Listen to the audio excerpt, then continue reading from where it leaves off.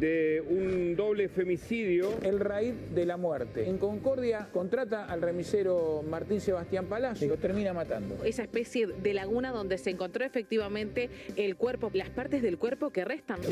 Laura, ¿algo para decir? ¿Qué hiciste con Palacio? Todo fue justicia. La última imagen del remisero antes de su desaparición. Y es la imagen previa del doble femicida antes de matar a Luna Giardina, claro, y a su ex suegra. El asesino les quitó la vida. Las mató como un perro y la tapó como si nada. Ella tenía un botón antipánico, ¿no? Porque había habido ya varios episodios de violencia. Me llegó un mensaje de una mediadora porque él estaba organizando cumpleaños en Uruguay, que si yo quería ir con mi hijo, él me iba a mandar un remis para que viajemos los dos desde acá. Quiero llorar. Solo pensarlo me da angustia. De ejecutar los disparos contra su expareja y su ex suegra. Lautra trasladó a Pedro en este taxi. Hace el recorrido hasta Gualeguaychú.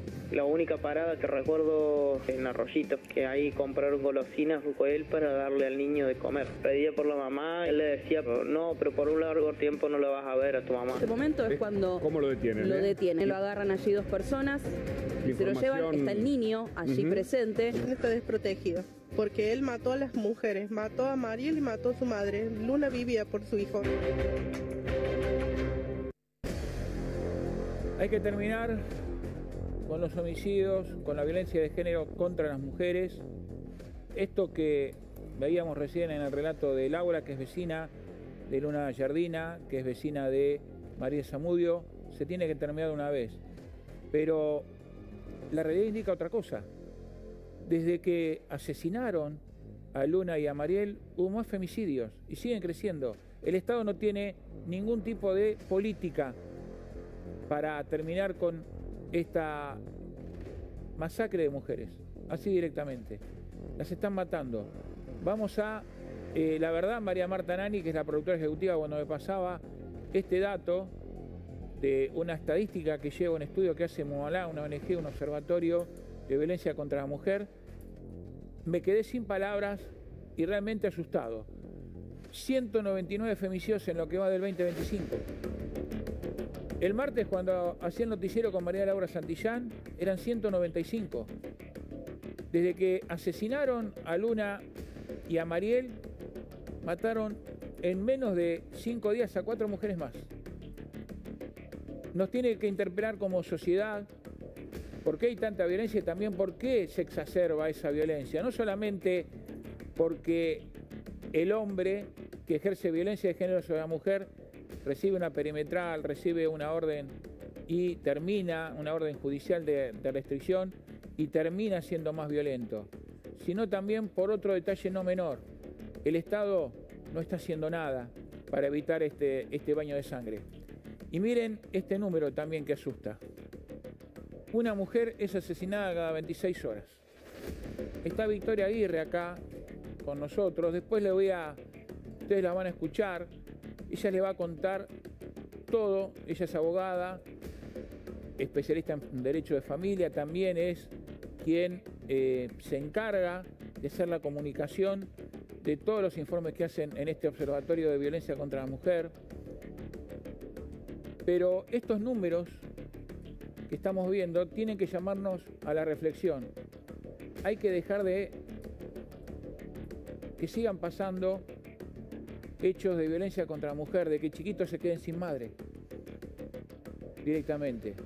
Porque también muchos nos fijamos en la inseguridad, pero el baño de sangre está acá, está dentro de casa. Una mujer asesinada cada 26 horas. A principio de año, y esto me va a decir Victoria si es así o no, durante el programa, había un femicidio cada 34 a 36 horas. ¿Qué pasó desde el 1 de enero hasta el 11 de octubre para que llegáramos a los casos de Mariel y también de Luna? Algo está pasando de parte de la propia sociedad, que hay un sector que es más violento, pero también de la falta de política de Estado. Hola Victoria, doctor Hugo Trindade está con nosotros, Jenny Di Serio, Fernando Cardini, Enrique Russo y también está Florencia Castelo Luro, que nos va a explicar desde su expertise cómo funciona la tecnología para, de alguna manera, terminar o tratar de evitar que se produzcan hechos de violencia contra la mujer, porque ella nos va a mostrar acá cómo funcionan los botones de pánico. El botón de pánico que tenía también, especialmente Luna Yardina, aportado por la justicia, pero acá algo falló. Y quiero empezar con Victoria Aguirre, porque me acabo de enterar, Jenny, ¿qué tal? ¿Cómo va? De declaraciones de la ministra de Seguridad Nacional, Patricia Bullrich, que dijo que esta cantidad de femicidios son producto de directamente esto, pero que lo diga ella, lo compartimos. Vos lo que haces es generar una idea de que vos estás, digamos, empoderada, vos tenés el poder y sos capaz de pisotear a cualquiera, ¿no? No importa, sea hombre, sea tu madre, sea tu padre, sea alguien, lo pisoteás. Finalmente lo que te termina pasando es que te viene en contra. Entonces, el desequilibrio que se generó con el feminismo extremo te lleva a situaciones en las que la violencia es tan fuerte, que termina destruyendo a la misma persona que genera esa lógica. Victoria Aguirre, Jenny Di Serio también, pero te doy la palabra a vos, Victoria. Gracias por venir. ¿Qué pensás de esto? La verdad es que no sorprende de quién viene, porque bueno, ya sabemos la posición de la ministra, que lejos de hacer lo que tiene que hacer como funcionaria pública, nos echa la culpa a las mujeres, nos echa la culpa al feminismo. Te cuento, Gustavo, gracias por esta invitación, que entre el 2023 y el 2024, 27 de los femicidios fueron a manos de la Fuerza de Seguridad. Hay un 10% de la Fuerza de Seguridad que en el último informe que cerramos en septiembre utilizó arma de fuego para el arma reglamentaria para asesinar a su víctima. Entonces, la ministra debería estar ocupándose de eso, así como debería estar ocupándose de qué ocurre con el crimen organizado en los territorios, donde recientemente pudimos visibilizar un triple feminicidio en contexto de narcocriminalidad. O sea, ¿dónde está la ministra en ese momento? Porque las fuerzas de seguridad no están ni buscando a las pibas que están desaparecidas. Hay política, a ver, la pregunta es, ¿hay una política del Estado hoy? La política del Estado es odiar a las mujeres. De hecho, vos preguntabas qué ocurrió en este tiempo. Bueno, hace un año y medio, o hace casi 2 años, que el gobierno nacional viene con un discurso totalmente odiante hacia las mujeres y hacia las disidencias, donde criminaliza nuestras denuncias, nos han llamado mentirosas, han querido eliminar el agravante de femicidio. Hay un discurso por parte del gobierno que nos dice todos los días a las mujeres que no les interesa lo que nos pasa. Jenny, obviamente podés intervenir. ¿Por qué pasa tanto? ¿Por qué este aumento en la cantidad de femicidio en la violencia? Porque está habilitado. El gobierno lo habilitó. Si el gobierno no nos crea a nosotras, no acompaña, hoy no tenemos dónde, salvo en algunas localidades y en la Corte. Y hablando de la Ciudad de Buenos Aires, la Oficina de Violencia Doméstica de la OBD y la Oficina de la Mujer que depende de Ciudad están colapsados de denuncias. Estamos hablando de 4 o 5 horas de espera para que le tomen una denuncia, donde el doctor va a poder explayarse después, donde le dan un papelito que es la perimetral y con suerte un botón antipánico, Victoria, te quería preguntar, yendo justamente a lo que es el triple femicidio de Florencio Varela, mucho se habló si era un femicidio o no era un femicidio, y es algo que se sigue cuestionando al día de hoy. Es más, muchos creen que esta imputación va a cambiar y van a sacar la figura del femicidio. ¿Vos cómo nos podés explicar de que esto tiene que quedar y por qué se habla en un contexto de narcotráfico de lo que es el femicidio para, en este caso, con estas tres chicas, ¿no? Nosotras, desde el Observatorio de Mumalá, hace 5 años que venimos trabajando con qué pasa con la narcocriminalidad y las mujeres en este contexto y la cantidad de feminicidios que hemos tenido en este contexto. Para nosotras la figura tiene que estar porque hablamos de un abandono del Estado, de los territorios. El Estado abandonó al territorio, desguazó programas, desfinanció programas de becas, programas de desarrollo. ¿Y eso qué hace? Eso abre la puerta a que el narcotráfico entre, porque esa gente que está en los barrios también necesita subsistir, comer, tener salud. ¿Y a dónde acude? Porque no vamos a, no acceden a una cuenta bancaria. Es una cadena. Entonces, el Estado abandona territorios y permea el ingreso. Entonces, para nosotras hay una responsabilidad del Estado. Por eso hablamos de feminicidio en contexto de narcocriminalidad. Porque hay un abandono total del Estado en ese resguardo de estas, en el caso de estas tres, de Brenda Morena, y Lara, hablamos de 3 mujeres jóvenes y una adolescente que estaban en un sistema prostituyente, totalmente vulneradas. No podemos hablar livianamente como si fueran mujeres adultas con una libertad de la... Siempre hablo de Lara como que era explotada sexualmente. No se puede decir que Lara es crecida de prostitución. No podemos decir que una niña de 15 años ejerce ningún trabajo. No la prostitución, ningún trabajo. Hugo Trindade y también Enrique Russo, la pregunta es para los dos. ¿Sirve de algo las perimetrales? Desde el punto de vista mío, no. ¿Lo podés justificar? ¿Lo podés fundamentar? ¿Cómo no? O sea, si existiese un control exhaustivo, ¿sí?, sobre una perimetral, yo digo que sí que sirve, pero acá no existe ningún control.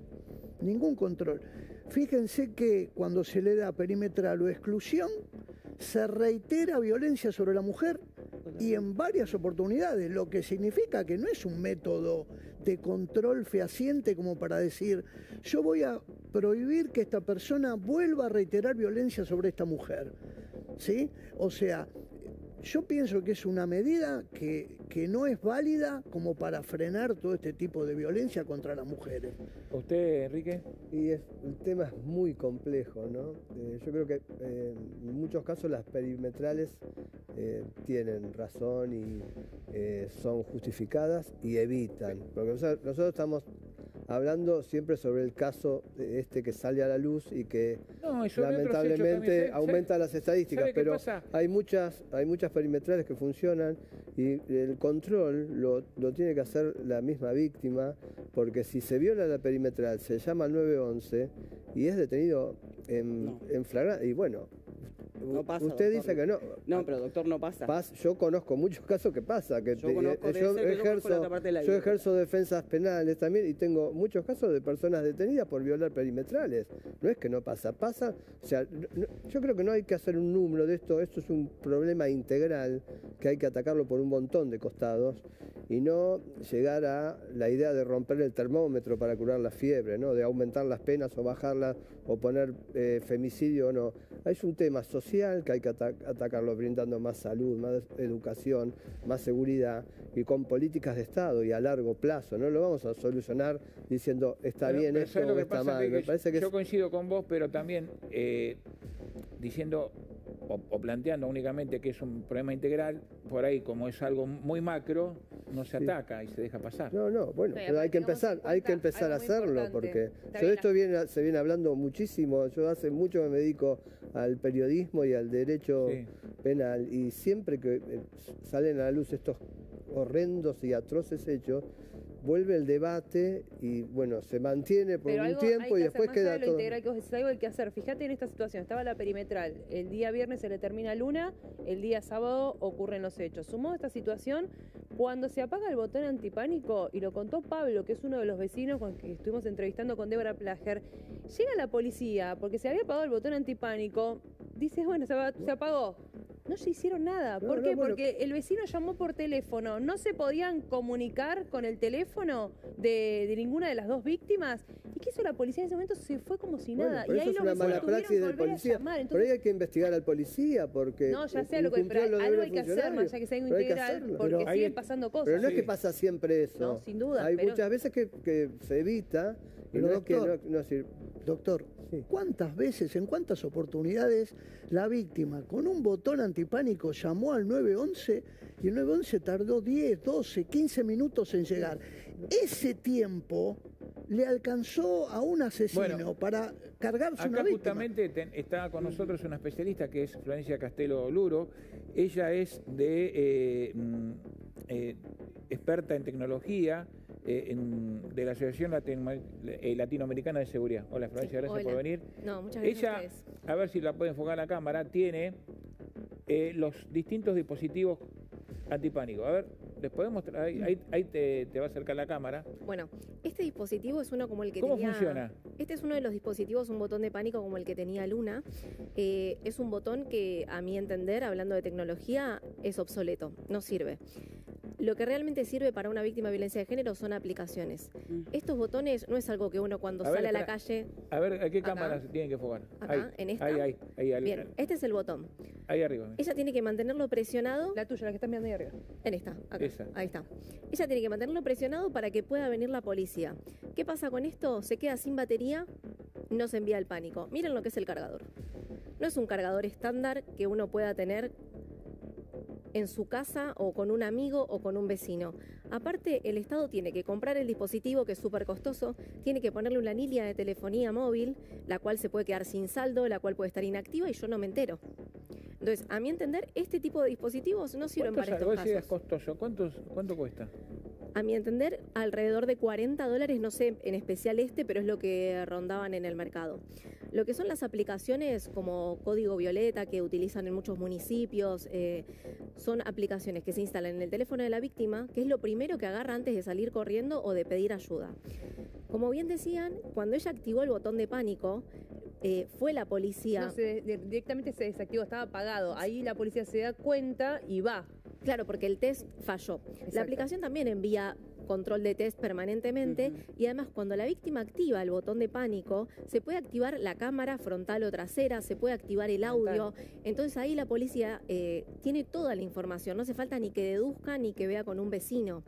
Además tiene un montón de herramientas como que la aplicación se oculte después de enviar un pánico, se pueden poner herramientas como estas pulseritas, ¿no? Que la víctima puede tener como un smartwatch. Parece un reloj, exactamente. Que parece un reloj y que en casos de niños Ahí también, lo tengo que mantener presionado para que se envíe el evento.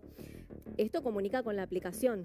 Tiene que estar en la cercanía. Yo el teléfono lo dejé en la mesa, no llego a apretar el pánico, lo aprieto aquí. Después hay botones que se pueden esconder, por ejemplo, en la ropa. Yo tengo este acá, de código violeta. Puedo tenerlo acá presionado y envío el pánico y ni se entera. Y a su vez se me activa la cámara y el sonido del teléfono porque está conectado a la aplicación. Entonces la tecnología es súper importante para poder complementar con estas herramientas. Tenemos proyectos muy lindos como lo que es Alerta Pilar, que complementan con botones que se pueden empotrar debajo de mesas, como para que se pueda enviar el pánico. Esto comunica todo con la aplicación. Y según la información que tenés vos y lo que te decía Jenny, ese botón antipánico negro que tenés ahí. Sí. No, el otro, el que mostraste primero. Este. El obsoleto. El obsoleto. Perdón. ¿Ese que tenía la víctima, que tenía Luna?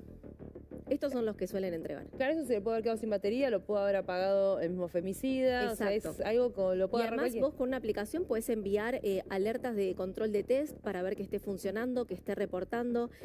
No te olvidas nunca de cargar el teléfono, es muy raro. No. Si vos te olvidás de cargar el teléfono, lo puedes conectar en una estación de servicio, en un banco, en cualquier lugar que puedas conectar o que te presten un cargador. Todos estos dispositivos dependen de que la víctima esté atenta, alerta y el femicida no venga por atrás, porque, digamos, lo que nosotras discutimos es, nosotras presentamos 2 veces un proyecto de ley pidiendo, y dentro de las cosas que pedíamos en la presentación del proyecto de emergencia por violencias de género, hablábamos de las pulseras duales, ¿no? Este dispositivo dual, que obviamente es mucho más caro, pero permite el monitoreo de ambas partes. Sí, las aplicaciones también conectan con lo que son las tobilleras, en el caso de que tengan, a ver, la tobillera por una perimetral, por control de perimetral, o una tobillera por una persona que está cumpliendo prisión domiciliaria. Entonces, si se acerca a la víctima, la aplicación te puede alertar para que vos puedas tomar acciones y llamar a la policía, alejarte del lugar, porque la víctima no queda encerrada en su casa, no está con prisión domiciliaria. Claro. Y hemos tenido casos que yo misma he entrevistado a secretarios de seguridad, a intendentes mismos, donde la aplicación ha salvado vidas. Han llegado a ver a una mujer rociada de combustible en una zona rural y la policía llegó justo. Ahora, Fernando Cardini, forense, perito forense, ¿hace cuánto que sos? Y como ¿Estás en la profesión? 50 y tantos. ¿Viste este nivel de violencia? No, que está teniendo ahora no, está creciendo muchísimo. En Cava creció los delitos contra la integridad sexual casi un 30% en el último año, en Cava, nada más, delitos contra la integridad sexual.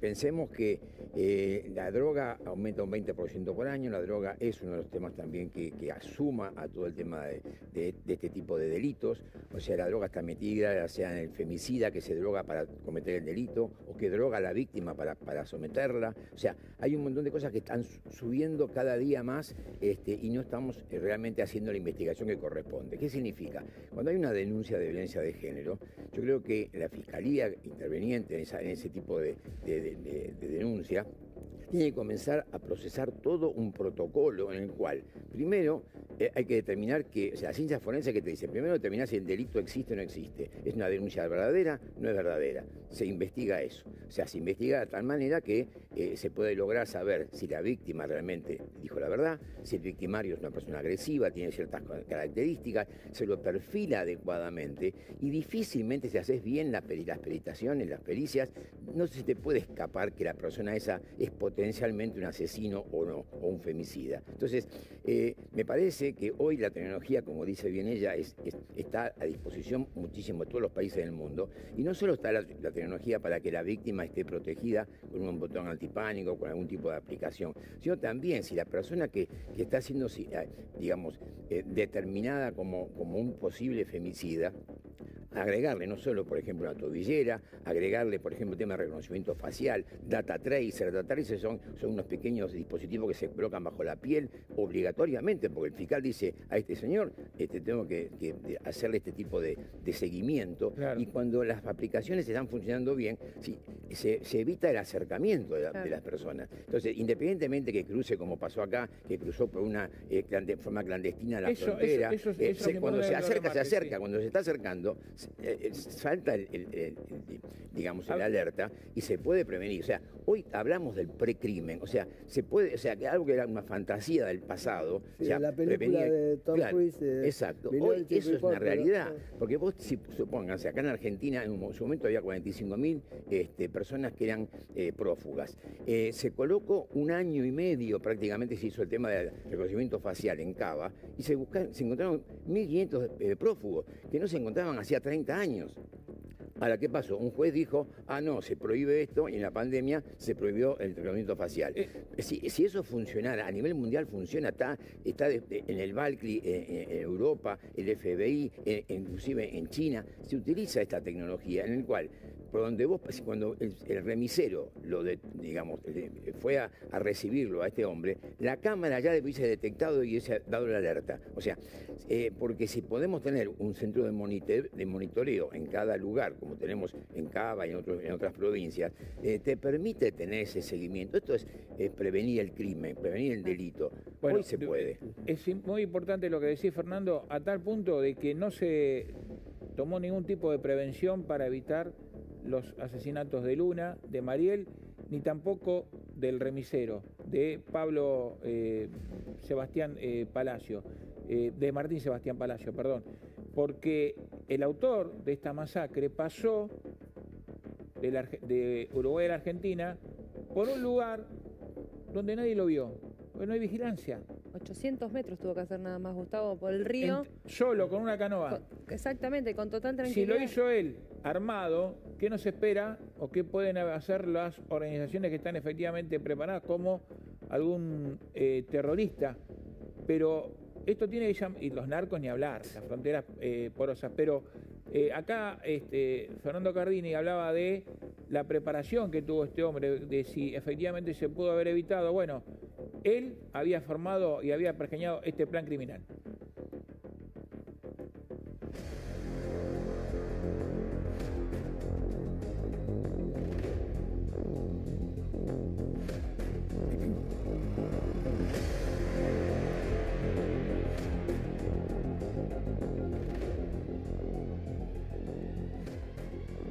Pablo Laurta, el asesino múltiple, cronología de un plan criminal. Jenny. Así es, y vamos a contar cómo fue el detalle desde que estaba en su casa, en Uruguay, fue hasta cierto punto y ahí empezó todo este raíz delictivo. Como dijo Roncaglia, y es algo que no me puedo olvidar, es un asesino, un criminal metódico. Y ahora vamos a ver por qué es metódico justamente esta persona. Vamos con la primer placa. 24 de septiembre, él llega a Salto, Uruguay. Ahí alquila una cabaña, deja este auto que es de su propiedad y finalmente permanece por 10 días en esa cabaña. Ahora, ¿por qué permanece 10 días en esa cabaña, Gus? Vamos a ir con la segunda placa. Porque directamente decidió empezar a practicar kayak. Con eso, con esa práctica durante 10 días, logró cruzar esos 800 metros, como vos bien señalabas, desde Salto hacia nuestro país. ¿Y dónde llega? A Puerto Yeruá. Allí en Puerto Yeruá ya estaba en nuestro país, con total tranquilidad. Exactamente. Y toma ese micro, ahí estamos viendo la imagen, que lo que nos llamaba la atención también es la parsimonia que tiene, la tranquilidad. La ropa, el y en aspecto. esa mochila, gente, para que ustedes sepan, tenía el arma 380 que le había comprado 10 días, en realidad 15 días atrás a su nombre en Uruguay. Llevaba todo el dinero que posteriormente le encontraron, más el que gastó, por ejemplo, pagándole al taxista. Llevaba todo lo necesario para hacer todo lo que hizo. Mira, paga en efectivo. Exactamente. No nos olvidemos, tenía bien vestido. 2.400, cuando lo encontraron en el hotel que estaba con su hijo, con Pedro, $2.400 más 200.000 pesos. Y hay que contar todo lo que había gastado en esos 10 días en la cabaña. 860.000 pesos que le pagó al taxista que lo llevó de Córdoba a Gualeguaychú. Exacto, más todo lo que tuvo que ver con el alquiler y demás. ¿Qué hizo allí en Concordia? Se hospedó, en el Hotel Río, pero acá usó una identidad falsa, a diferencia de lo que sucedió en el Hotel Berlín cuando ya había llegado con Pedro, su hijo. Estuvo en ese hotel. Vamos a seguir con justamente cómo fue el raíz delictivo. 7 de octubre, se encuentra con el remisero. Previo a eso, le había mandado distintos chats donde, como vos bien estás mostrando, le pedía básicamente que le diga cuánto salía un viaje. Esta es. Exacto, desde el martes 7 a las 20 horas desde Federación Entre Ríos, que tenía que pasar por Federal y ahí iba directo a Rafaela. Nunca le dijo que iba a Córdoba, sino que iba a Santa Fe. Ya lo estaba engañando. No nos olvidemos que a Martín Palacio lo conoce desde la pandemia. Él había tenido algunos viajes anteriores. Martín Palacio básicamente tiene una flota de remises en Concordia, pero al mismo tiempo él trabajaba en Capital Federal en todo lo que tiene que ver con las viajes aplicaciones ejecutivos. business. Exactamente. Y a partir de ahí, él le dio el precio correspondiente, que era $1,5 millones de pesos, y Pablo Laurta aceptó ese viaje. Se encuentran, ahí estamos viendo la imagen, donde se saludan con total tranquilidad, se dan un abrazo. Algunos decían, perdóname, ¿no?, que se conocían, está bien, se conocían, pero Martín Palacio no tenía nada que ver con Varones Unidos, ¿no? No, nada. Echemos por tierra esa versión, que nada que ver. Se conocían de varios viajes que obviamente lo fue llevando, se creó una especie, imagínense, son varias horas comúnmente, entonces se crea un vínculo y a partir de ahí es como se saludan de esa manera. El viaje se había acordado en realidad no por WhatsApp, sino por Telegram, que es básicamente lo mismo, una semana antes, como señalamos. Vamos a otra de las placas. Entre el 7 y el 8 de octubre se da la desaparición de Martín Palacio. Esto es Federación y Federal, donde Exacto. se registra la última señal del teléfono. De los dos, recordemos que Martín tenía 2 teléfonos, los 2 celulares se apagan en el mismo momento, que es justamente lo que estamos contando acá. Vamos a otra de las placas, en donde el 8 del 10, ahí vamos a ver la imagen, cómo se puede ver en San Salvador que el auto, el Toyota Corolla, carga nafta. ¿Quién estaba conduciendo ese Toyota y lo declaró? Quien obviamente es el trabajador de esa estación de servicio. Exacto. Dijo que no lo vio violento, pero sí apurado. Cargó 25.000 pesos de combustible. Exacto, y lo describió. Cuando lo describe no coincidía con Martín Palacio, coincidía con Pablo Laurta, y ahí obviamente es cuando está la alerta de cada uno de los efectivos policiales. Bueno, aquí pasa algo también importante. La familia de Palacio denuncia la desaparición, no solamente en Córdoba, porque recordemos que Palacio tiene familia en Córdoba, sino también que se hizo la denuncia en Entre Ríos. Claro. En los 2 puntos correspondientes. Ahí la policía empieza a ir para atrás y encuentra todo esto que estamos viendo en imágenes. Y la cámara de la estación de terminal de ómnibus de Concordia. Exactamente. Vamos con otra de las imágenes. Recordemos, cuando le dije de la desaparición entre el 7 y el 10, hay varios videos en donde se puede ver el Toyota Corolla yendo por la ruta 22 y la ruta 14 de un lado al otro, que ahí que se cree que es el momento en que termina asesinando Laurta a Palacio. Y descarta el cuerpo. Exacto. 9 de octubre, se da un incendio en Córdoba. El Toyota Corolla aparece quemado en el camino a las altas cumbres. Acá hubo que evacuar a 120 personas. Este no es el auto de Palacio, No. Es uno de los autos que se incendiaron. Exacto. Por cercanía cuando Laurta quema el auto del remisero. Si mal no recuerdo, eran 10 autos que se terminaron incendiando y repito, hubo que evacuar a 120 personas a causa de lo que había sucedido. 11 de octubre.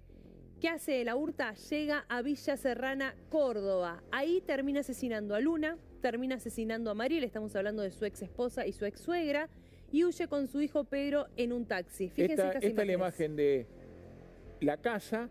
Este es Laurta jugando en la puerta de la casa esperando el taxi. 11 del 10 del 25, 10:22. Y este es el taxi cuando se va. Exacto, no nos olvidemos que según lo que declaró uno de los testigos, que es Pablo, también de nombre, a las 9 de la mañana es cuando escucha la primera detonación. Fíjense que casi una hora después él sale con total tranquilidad jugando con su hijo, por eso la mente fría de esta persona para irse junto con ese taxi, vos lo que bien señalabas. 12 de octubre en Gualeguaychú, lo detienen en el Hotel Berlín. Ahí estamos viendo la imagen. Muchos cuestionaron esto de los policías fueron contra... Perdón, esa chica es Nieves. Gracias a esa chica lo terminan deteniendo a Pablo Laurta por el alerta Sofía. Ah, ella es la encargada del hotel que da el... Ella es la encargada del hotel que vio a través de las redes sociales que lo que es el alerta Sofía, no nos olvidemos que es poner obviamente la cara del menor en todos lados para que pueda haber alguna resolución respecto a alguna persona que lo haya visto a quien se llevó a la criatura. En este caso, ella lo ve, le avisa al dueño del hotel y ahí se avisó a la policía. Vienen a buscar a Pablo Laurta. Repito, se cuestionó mucho que lo habían dejado solo al nene. Había una mujer policía a 30 metros. No podía aparecer en ese momento por cuestiones claras, pero el nene nunca quedó solo. Eso es importante tener en cuenta. Ahí lo que hacía Laurta era intentar cruzar a Uruguay con el menor. ¿Qué iba a hacer? Iba a volver hacia Puerto Lleruá. Ahí tenía una piragua o un kayak o una canoa, como lo quieran llamar, escondida. Iba a hacer el mismo trayecto y se iba a ir en el auto que había dejado cerca de la cabaña. ¿Dónde lo encuentran? En la habitación, en una habitación, no me acuerdo el número. Habitación 209. 209, y ahí estaba la pistola Versa 380. Había 5 celulares que todavía se está analizando si eran los 2 de Martín Palacio y los 2 que pertenecían a las víctimas. Estamos hablando a Luna y a Mariel. Dinero en efectivo y la billetera de Martín Palacio. Y por último, el 13 de octubre en Puerto Lleruá encuentran los restos desmembrados de Martín Palacio. Al día de hoy, al menos ayer pregunté y me dijeron que no había ninguna novedad de lo que es la cabeza y los brazos de Martín Palacio.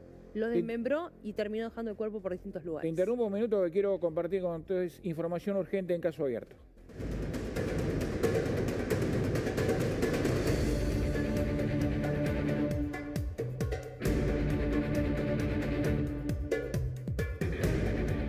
Urgente en La Nación Más. Esto también es violencia contra la mujer. Los delincuentes se aprovechan de una mujer que va sola caminando con Darco al 200, Temperley. Miren, el delincuente en moto la sigue, se sube a la vereda para robarle. Me hizo acordar, Jenny, y también les pregunto a todos, el caso de María Rosa Daglio, la socióloga que estaba en 2021, marzo, abril de 2021, en la calle Belgrano, en Ramos Mejía, y es atacada por un delincuente en moto que se sube, le arrebata la cartera, ella cae pesadamente, golpea la cabeza contra la vereda y muere, después de unas horas de agonía. Bueno, esto también es violencia contra la mujer. Delincuentes que se aprovechan de mujeres que van solas por la calle con Darco al 200 en Temperley y las asaltan. Después vamos a volver con este hecho, pero ahora estamos en comunicación con José María Rosatelli, que es el jefe de la unidad regional o jefatura departamental de Concordia. ¿Qué tal, comisario? ¿Cómo le va? Buenas tardes, gracias por atendernos. Hola, ¿cómo le va? Buenas tardes a ustedes y a toda su audiencia. Acá recién Jenny Serio estaba haciendo la cronología de lo que fue el recorrido que hizo Pablo Laurta. ¿Tuvieron alguna novedad con respecto a la búsqueda del el resto del cuerpo de Martín Palacio, del remisero?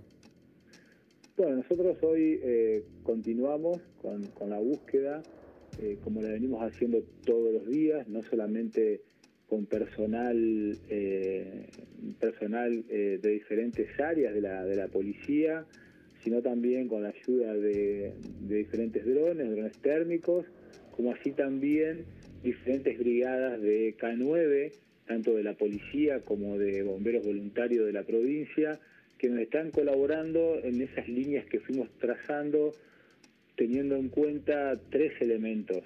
Uno es el análisis de las cámaras de seguridad, por dónde fueron pasando y los tiempos que fue demorando. Otro de los puntos que tenemos en cuenta son las antenas de impacto de los teléfonos, tanto de la víctima como del detenido, ¿sí? desde que ingresó a la Argentina, desde que llegó hasta Córdoba. Y el tercer punto es donde encontramos el cadáver, ¿sí? que le faltan algunos miembros, que eso está dado en una ruta interna que conecta Colonia Yeruá, departamento Concordia, con un pueblo... ¿Por qué cree que lo mató? ¿Por qué creo que lo mató? Sí, porque ahí me acuerdo que la fiscal Daniela Montagí y el fiscal Inés Talenta pusieron en la calificación del hecho como un homicidio criminis causa, o sea, un homicidio que comete para lograr la impunidad de un delito anterior o para seguir adelante con... ¿Por qué usted cree, comisario, de acuerdo a lo que pudo ver, que lo termina matando Laurta a Palacio?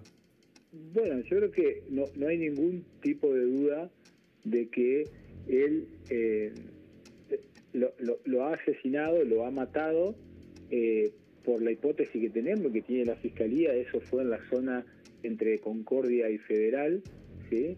Por ruta provincial 22, y luego con el fin de ocultarlo, extrae ambos brazos, la cabeza, y lo pone en una bolsa, los tira en diferentes partes, y no solamente le sustrae el auto, sino que también le sustrae todos los elementos que él tenía, ¿sí?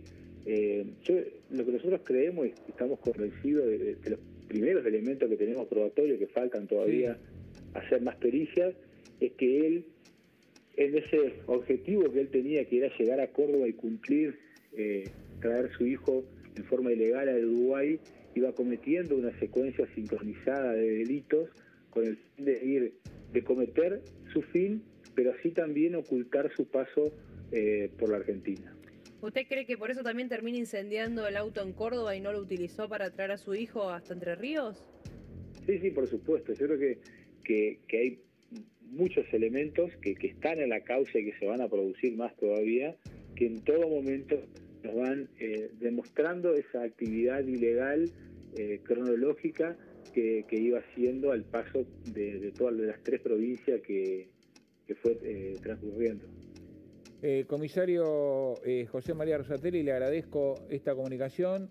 ¿Sabe cuándo va a ser el traslado, la última de la Hurta a Córdoba? Sí, por lo que hemos hablado, el día lunes sería el traslado de Gualeguaychú, de la Unidad Penal 9 a Córdoba.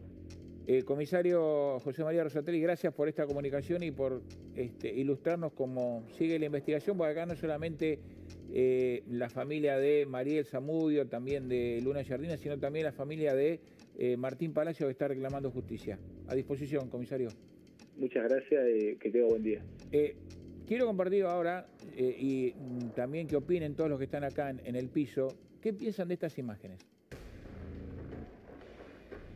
Ahí lo vemos, Jenny. Sí, es justamente la unidad 9 que decía hace instantes el comisario, esto es en Gualeguaychú, lugar donde está alojado hasta, como bien señalaba, el día lunes al menos, en donde va a tener que ser trasladado a Córdoba para que le tomen declaración por el femicidio. No nos olvidemos que acá hay dos provincias interviniendo en dos situaciones que hacen a la misma persona y ese raíz criminal que llevó a cabo para, según él, rescatar a su hijo, que es lo que dijo, ¿no?, en los medios de comunicación, de una red de trata. Fernando Cardini, ¿qué ves acá? Bueno, veo que es una persona que ha tenido todo su perfilamiento, todo indicaría que es un psicópata obsesivo, compulsivo, que no escatimó nada para poder llegar a su objetivo, y pensemos que lo que hace él en cuanto a engañar no solo al remisero, porque le da un dato equivocado donde quería ir, para que quede asentado en la aplicación de que iba a un lugar y no otro, y que iba a ser, y después eliminándolo y sacándole los elementos como por ejemplo las huellas dactilares y la cabeza para que no sea identificado, le daba todo un tiempo determinado que él lo planificó, y para justamente llegar con el auto, quemar el auto para que tampoco se pudiese asociar a ese remisero, porque ese auto quemado no tenía identificación. Claro. O sea, nos enteramos después que era el auto del remisero. O sea, que estaba muy bien planificado todo. Tal cual. Y mira, Fernando, y esto la verdad que indigna mucho lo que le va a contar Jenny Di Serio ahora, porque dijimos que este hombre tenía que estar preso, que el doble femicidio se podía haber evitado si pasaba ¿qué? Porque le hicieron estudios a él cuando lo tuvieron en 2024. Exactamente. ¿Y qué concluyeron? A ver, tengamos en cuenta que en 2024, en enero, él queda detenido porque estuvo 3 días arriba del tanque de agua de la casa de Luna y Mariel, hacía sus necesidades en ese lugar, dormía en una especie de cuartito muy chiquitito que había, hasta que lo terminan echando los vecinos y ahí es la policía que lo detiene. Le hacen los estudios correspondientes, firmados por Marcela Escarafía y Sebastián Andrés Nigro. ¿Qué dice en resumen esto? Básicamente, en principio en la segunda parte señala, por ejemplo, que producto del examen actual y de su relato no se observan elementos psicopatológicos compatibles con alteración morbosa de jerarquía suficiente, insuficiencias de sus facultades mentales o estado de inconsciencia manifiesto presentes al momento de los hechos que se investigan, por lo cual se considera que el sujeto no se habría encontrado impedido de comprender sus actos ni de dirigir sus acciones. Punto 1. Y el tercero, que es el peor de todos para mí, no es dable advertir al momento del examen clínico actual la presencia eficaz de factores de orden psicopatológicos o psiquiátricos de gravedad que determinen un estado de riesgo e inminente para él ni para terceros. Es decir, la persona no reúne criterios de internación al examen final. Victoria, ¿qué pensás cuando vos sos abogada, especialista en derecho de familia, además de vocera de Muala? Primero que no es un loco, no es un psicópata, no eliminemos la situación del crimen, la alevosía, la premeditación con lo que todo esto arma, no es de un loquito, no nos comamos ese verso porque esto no es un loquito. Las feministas diríamos, este es un hijo sano del patriarcado.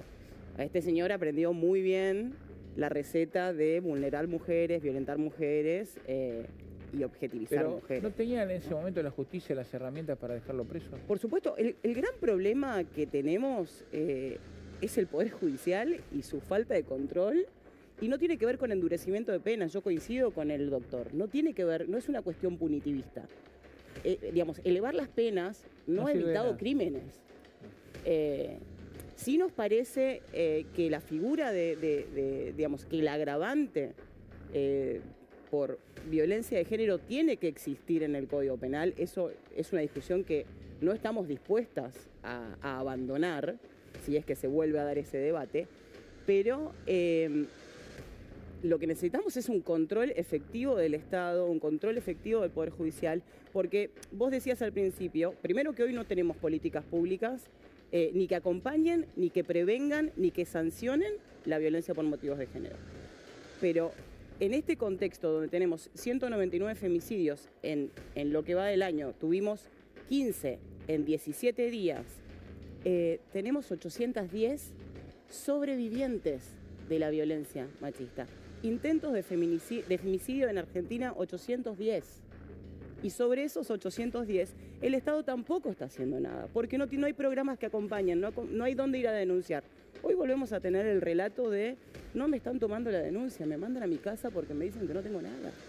Enrique. Y la cantidad de casos que no llegan a la justicia porque no se denuncian. Exactamente, La porque mujer está dominada completamente y a voluntad. Aparte de esto, ¿no? De que la persona que está sufriendo violencia por motivos de género tiene que armarse de mucho coraje para ir a enfrentar esa primera instancia de ir a denunciar. Primero, que se la tomen. Segundo, que poder tener una red, porque es muy fácil decirle a la persona, anda y denuncia. Total, después la que tiene que volver a la casa es ella, y es como lo contamos, vuelven con un papel, posiblemente con el botón antipánico, pero son ellas sus propias. Fernando, yo creo que pienso es que cuando se hacen este tipo de pericias, yo creo que primero los fiscales y los jueces que piden este tipo de diligencias que son requeridas para la investigación, tienen primero que a veces hay que entender que las evidencias que se obtienen pueden ser una evidencia que ya una prueba científica, una prueba tecnológica, una prueba pericial. Estas son pruebas periciales, las cuales pueden ser discutidas y conviene a veces, una sola prueba a veces no hace el diagnóstico final. Hay que hacer varias pruebas, inclusive, por ejemplo, yo le decía, la psicológica, la psiquiátrica, la sociológica, la prueba, y todas coinciden, se va a poder tener un diagnóstico perfecto. Se suma a eso hoy las pruebas científicas, son la genética. Hay pruebas genéticas que también dan predisposición. Ninguna por sí sola te dice que va a matar a alguien, pero todas juntas sí. Con certeza. En este caso en particular, y teniendo toda la información, ahora volvemos, Hugo. Creo, porque tenemos que ir a una pausa, pero después voy a darte la palabra, pero que el asesinato de Martín Palacio primero, de Luna Sardina y de María Zamudio se podía haber evitado. Por lo que decía Florencia Castelo Luro, que el dispositivo, lo puedo mostrar de vuelta, sí. Perdón, que no quiero ser desprolijo, pero este es un dispositivo obsoleto que tenía la víctima. Si tenemos en cuenta esto, se podía haber evitado el femicidio de Luna y de Mariel, y por también lo que decía recién Jenny con respecto al informe, ¿no? Los resortes del Estado fallaron, y si a eso pues tenía que estar preso este violento, y porque además en la frontera pasa cualquiera. Un hombre que lo vemos, flacucho, que entrenó 10 días para hacer remo con una canoa y pasar con un chiquito, cruzó la frontera, nadie lo paró. Se pasó desde Entre Ríos a Córdoba, Entre Ríos, Santa Fe, Córdoba, estuvo 2 días vigilando la casa, tenía perimetral, nadie lo paró. O sea, ¿quién es la encargada de controlar las fronteras? Pero esto no pasa desde ahora igual. No, por supuesto. No voy a ofender a nadie, pero no pasa de ahora, pasa de hace mucho tiempo. No hay política del Estado. Y si me permitís, las aplicaciones también permiten mucho lo que es la prevención, porque aplicaciones como las que mencioné, como Código Violeta, a vos te permiten que el hardware lo pone cada una de las personas. Hoy un smartphone lo tiene prácticamente todo el mundo, no es un tema de clases sociales. Y vos se lo puedes dar a la víctima y a un familiar directo para que si ella... Vos le podés crear zonas virtuales dentro del mapa para que te avisen zonas peligrosas, por ejemplo, donde vive el agresor, donde trabaja, donde se mueve. Entonces, si entra en esa zona peligrosa la víctima de forma voluntaria o involuntaria, porque muchas veces ingresan de forma voluntaria, porque son víctimas de esa psicopatía, de esa manipulación, te llega una alerta a vos como familiar directo. Entonces, el centro de monitoreo todavía no hace nada porque no hay un alerta de peligro, pero yo como hermana, como amiga, puedo llamarla a ver que esté bien, acercarme al lugar. Entonces hay un montón de herramientas tecnológicas que permiten la prevención. Castelo Luro, gracias por estar, por ilustrarnos. También a Victoria Aguirre y a Fernando Cardini. Breve pausa, volvemos enseguida con más de este doble femicidio, con toda la información que tiene Jenny Serio y con otro caso, porque acá está detenido el asesino, pero en el hecho de Nora Dalmazo se firmó el certificado de impunidad. Enseguida volvemos.